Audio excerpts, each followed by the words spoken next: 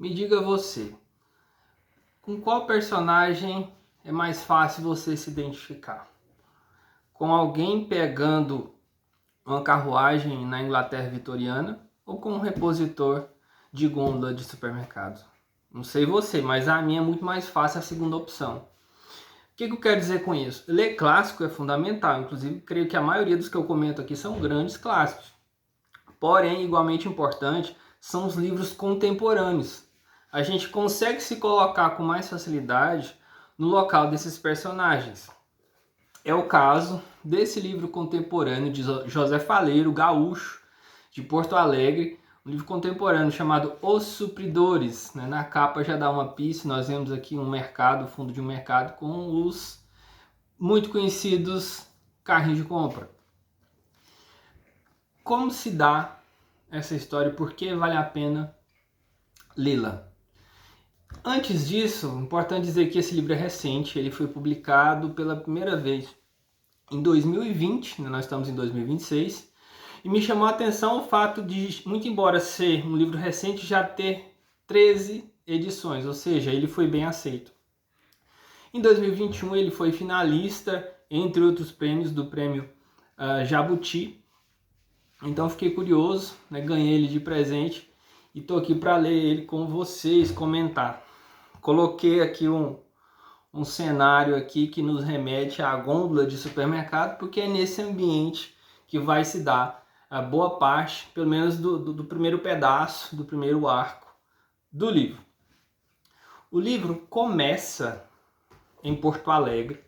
Então, mais um parêntese aqui interessante, porque cada vez mais os livros contemporâneos que eu leio não fogem do eixo Rio-São Paulo. Rio-São Paulo sempre monopolizou, pelo menos nessas produções contemporâneas. Agora, cada vez mais eu pego livros de Porto Alegre, senão é o primeiro livro gaúcho contemporâneo, lá do Ceará, lá do Nordeste, do Norte. Então, assim, é muito bacana perceber que todas as regiões do Brasil são capazes de fazer uma boa literatura. Mas vamos ao nosso objeto do assunto hoje. Começa em Porto Alegre, a capital do Rio Grande do Sul, com seu Geraldo. Seu Geraldo já é um senhor gerente de uma loja, de uma rede de supermercados, a rede Fênix. Ele liga para o Amauri.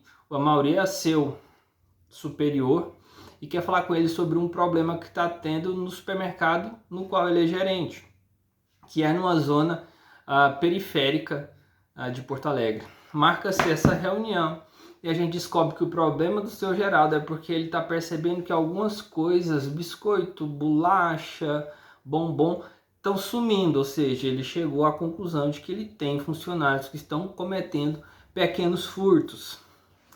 E logo na sequência a gente vai conhecer a história de um dos suspeitos do seu Geraldo, o Pedro. Ele e o Mark serão os grandes protagonistas. Os dois são supridores. Isso explica, ao menos em parte, o título do livro, Supridor eu conheço como repositor. É aquela pessoa responsável por não deixar a gôndola do supermercado vazia. Está sempre no estoque e repondo.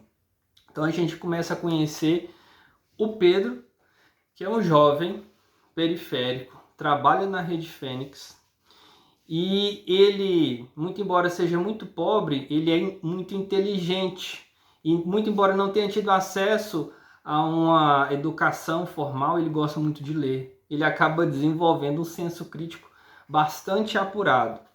Tanto que logo no começo ele deixa evidente a sua insatisfação com a sua situação econômica.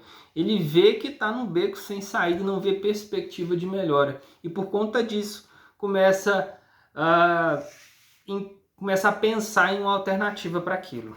Mas logo no início, a gente conhece Pedro através de um narrador em terceira pessoa, e diz o seguinte sobre a vida de Pedro. Aqui o próprio Pedro está fazendo a sua fala aqui em discurso direto. Há quanto tempo vocês estão aí? Desde que eu me entendo por gente, que eu vejo vocês aí, grandão, parado, vendo tudinho acontecer. Quantos assassinatos que aconteceram por causa do tráfico, vocês testemunharam daí?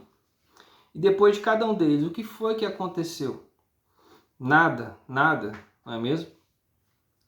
O cara morre 24 horas depois, a morte completa um dia. Só isso, não é verdade? Nessas vielas tudo aí, cheinha de miséria, ódio e sofrimento, a vida não tem tanto valor. Quem mata não se importa muito de matar. Quem morre não se importa muito de morrer. E a minha própria vida, que valor que tem a minha vida? Nenhum. Por enquanto, nenhum. Por enquanto. Por enquanto, olha só, morrer não chega a ser um mau negócio para mim, porque afinal de contas, eu tô só suportando a vida esses anos tudinho e não desfrutando. Morrer só vai ser um mau negócio para mim depois que eu tiver uma vida bala. Mas, para eu poder ter uma vida bala algum dia, não tem jeito. Eu vou ter que passar por cima da lei, arriscar essa vida fodida que eu tenho hoje. E aqui já é perceptível uma coisa, a linguagem. E talvez essa seja, ao meu ver, a grande sacada do José Faleiro. Ele consegue mesclar essa linguagem coloquial periférica com discussões e reflexões existenciais feitas na maioria das vezes pelo próprio Pedro, bem densas. Então ele consegue transitar com muita habilidade entre esses dois tipos de linguagem, a linguagem coloquial, informal, de gíria, periférica, com temas complexos. Então eu creio que essa é uma das grandes sacadas do escritor. Na sequência a gente conhece o nosso outro protagonista, o Marques. O Marques é também repositor, também supridor no mesmo mercado da Rede Fênix. Ele tem uma esposa, Angélica, tem um filho pequeno e acaba de descobrir que a esposa, que a Angélica, está grávida de uma segunda criança. E ele entra em desespero, porque ele, assim como Pedro, é pobre. Ali, trabalha no supermercado, ele já não está conseguindo dar uma vida minimamente digna para sua família. Ele está preocupado com a vida dessa segunda criança. Acaba que o Pedro já trabalhava na Rede Fênix, o Marques vem depois e eles se tornam amigos. O Marques um pouco mais intempestivo, o Pedro mais conversador, e ele acaba conquistando a atenção do Marques com aquelas ideias que ele tem acerca da sociedade, sobre como ela está organizada de modo a fazer com que os pobres continuem pobres e os ricos cada vez mais ricos. Então, a todo momento, o Pedro está ali instigando o Marques a pensar sobre a sua condição de miséria, de pobreza. A linguagem segue oscilando entre esses temas existenciais e as demandas do dia a dia. E em um dado momento fica muito interessante a reflexão que o Pedro faz acerca da riqueza, acerca da pobreza. Ele diz o seguinte: a única forma de tu acumular riqueza é aproveitando algum mecanismo social, legal ou ilegal, para te adonar de mais dinheiro do que a tua capacidade máxima de trabalho diz que tu merece.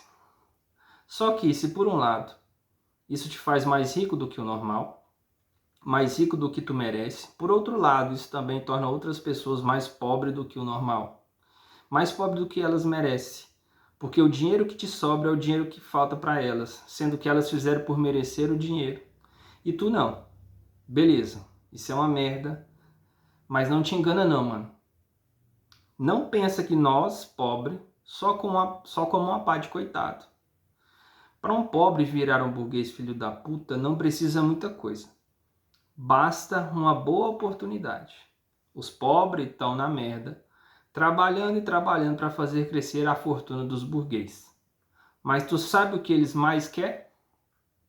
O que eles mais querem é um dia virar burguês também.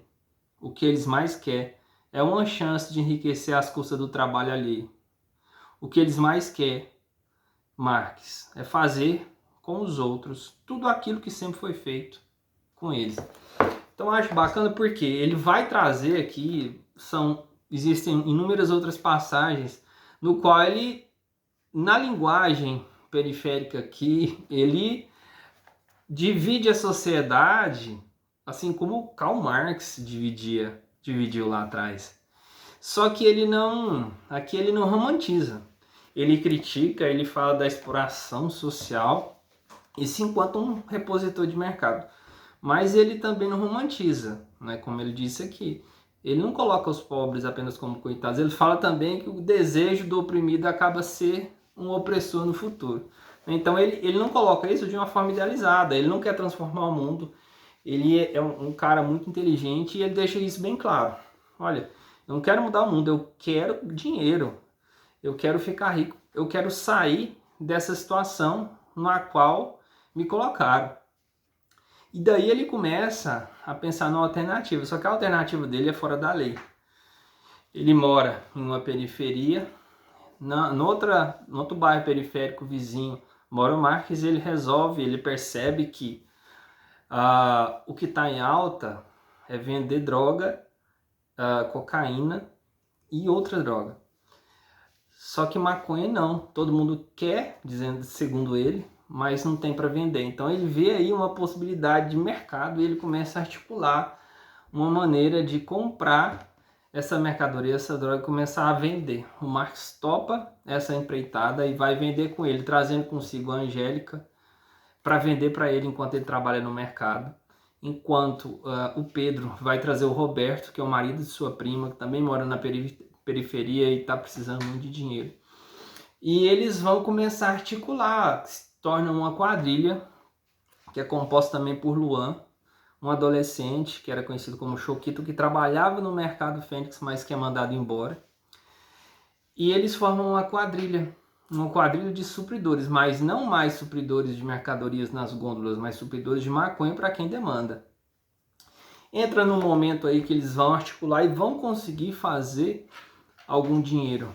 Mas é claro, aqui esse livro não é uma apologia ao comércio de droga, nada disso. Ele só está escancarando de uma maneira muito crua a realidade periférica lá de Porto Alegre nesse contexto, nessa época aqui, que começa em 2009, vai para 2010 e termina em 2011.